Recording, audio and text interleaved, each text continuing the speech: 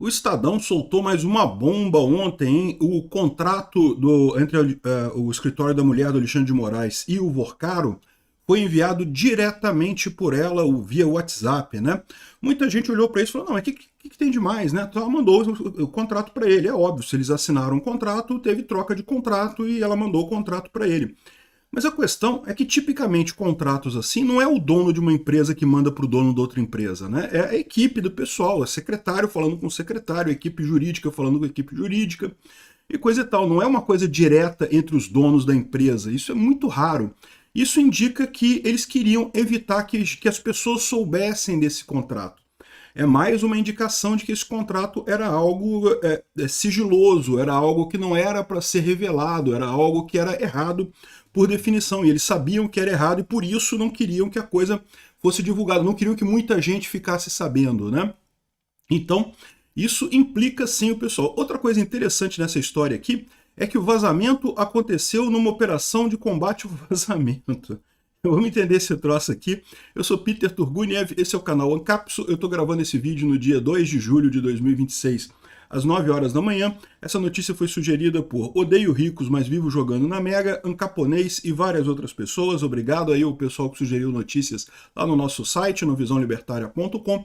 E obrigado a você que está assistindo o nosso vídeo. Se você gosta do nosso conteúdo, por favor, deixe o seu like e se inscreva aqui no canal, né? Pois bem, a temperatura parece que voltou para esquentar aí para o Alexandre de Moraes, né? A situação continua muito séria ali. Eu imagino que a pressão do Trump para tirar o cara é muito grande, o governo Lula sabe que tem que tirar o Alexandre de Moraes, e aí estão dando esse jeito de tentar queimar o cara mais uma vez, tentar tirar o cara mais uma vez antes do Trump botar as tarifas todas no Brasil, né? E daí, o que aconteceu? O Estadão publicou essa informação aqui, ó. Bom dia. Segue a minuta do contrato, abraço, escreveu Viviane Barsi de Moraes ao banqueiro em janeiro de 2024. Oi, tudo bem? Como podemos proceder à assinatura? Tá aqui, ó, tem a imagenzinha aqui, cara.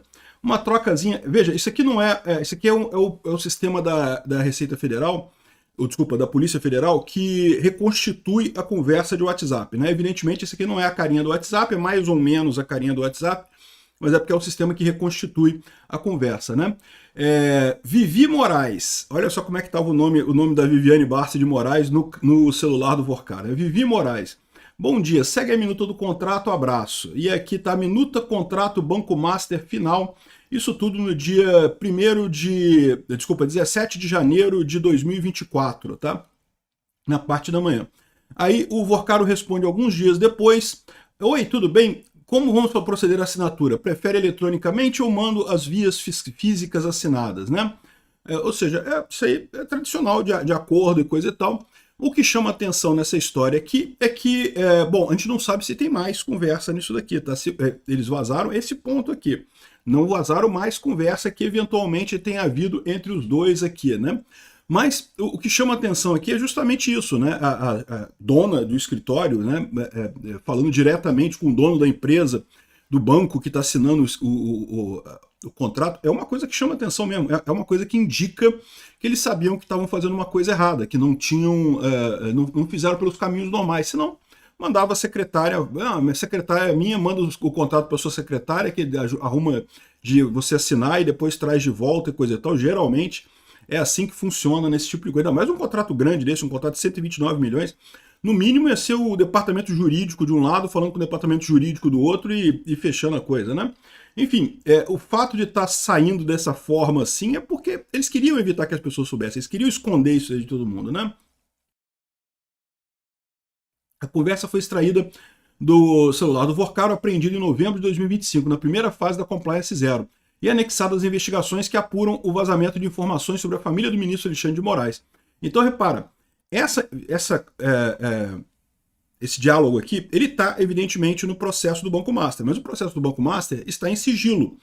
E aí, o que aconteceu? Em algum momento no passado, vazou alguma coisa do inquérito do Banco Master. Vocês lembram? Vazou, né, a informação de que havia, né, o contrato, por exemplo, com a Viviane Barsi, o valor do contrato, que já tinha sido pago, algumas conversas que diziam que não, que o contrato com o Moraes é mais urgente, tem que pagar de qualquer jeito, não sei o que lá.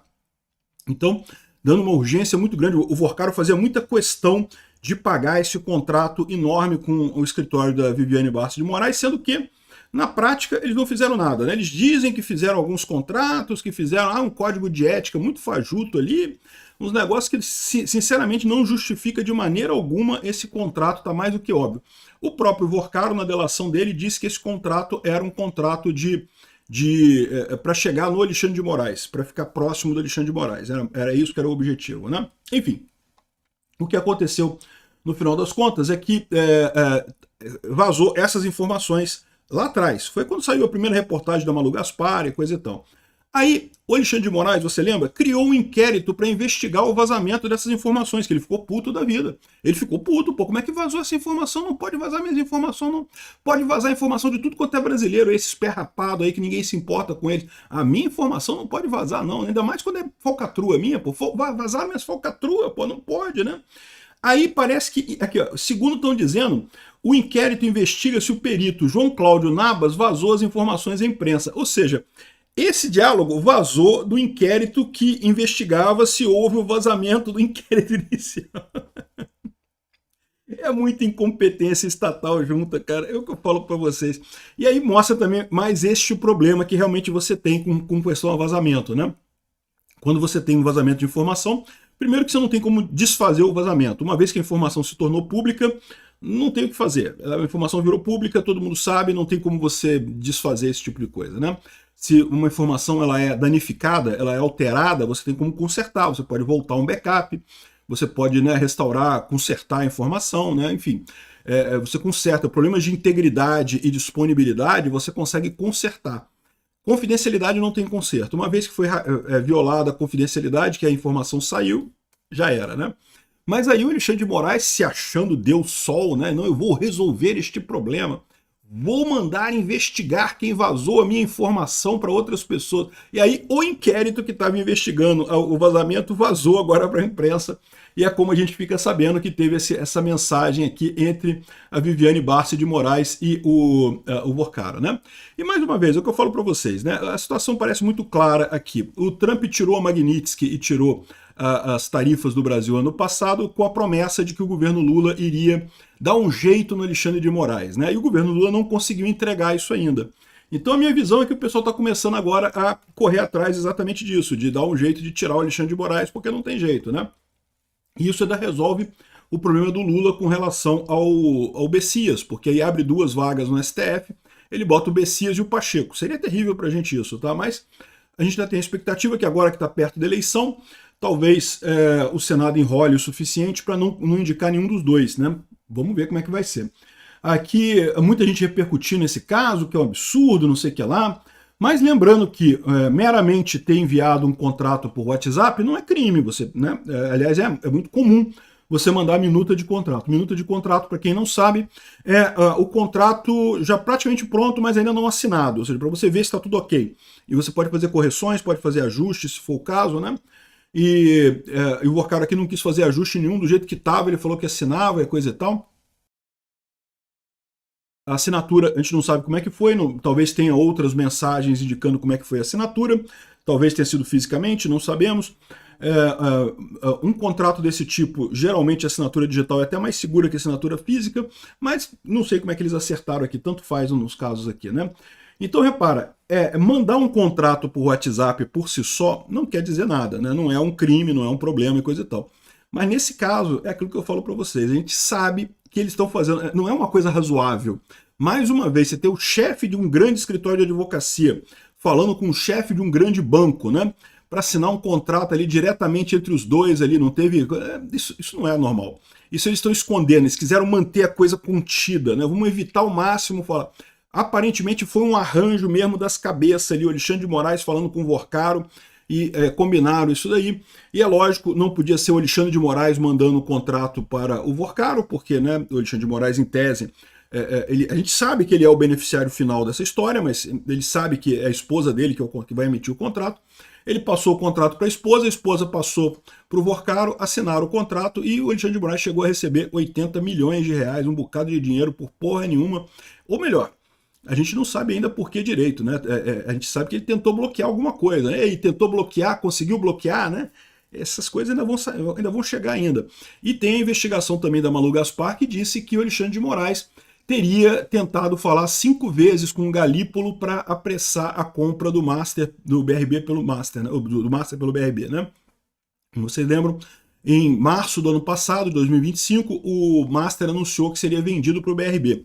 Curiosamente, só depois que o Galípolo tomou posse no Banco Central, né? Vamos lembrar dessa história. O Master já vinha mal das pernas lá desde meados de 2024. No final de 2024, o banco BTG Pactual ofereceu comprar o Banco Master por R$1.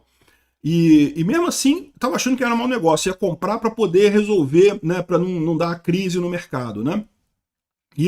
Só que aí o Lula, o Vorcaro foi numa reunião com o Lula e com o Galípolo, que naquela época ainda não era presidente do Banco Central, e o Lula falou para o Vorcaro, não vende para o BTG Pactual, não, que ano que vem o Galípolo é presidente do Banco Central e nós vamos dar um jeito de resolver essa história. E esse vamos dar um jeito de resolver essa história é o que causou toda a confusão, porque se o Master tivesse sido vendido para o BTG Pactual, meio que tinha resolvido o problema. Não resolveu para o Vorcaro ficou sem banco.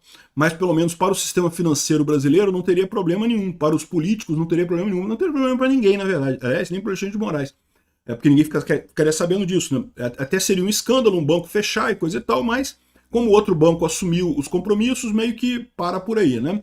Agora, no momento que o Vorcaro decidiu não vender para o BTG e vender para o BRB no ano seguinte, aí a coisa ficou mais complicada, porque vender para o BRB é passar o prejuízo para banco estatal, né, para o banco público, né, para todo mundo pagar.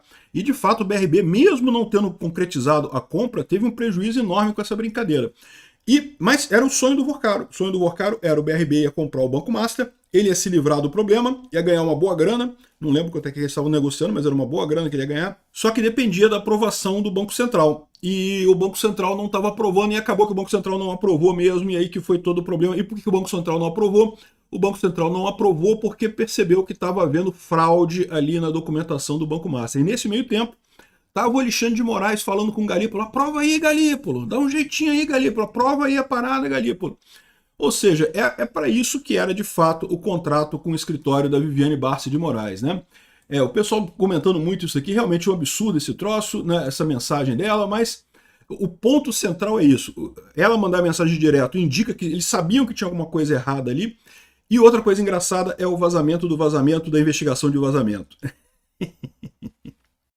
Obrigado por assistir nosso vídeo até o final. Tem alguns links para você nos ajudar aí na tela e também na descrição desse vídeo. Contribua com o nosso projeto.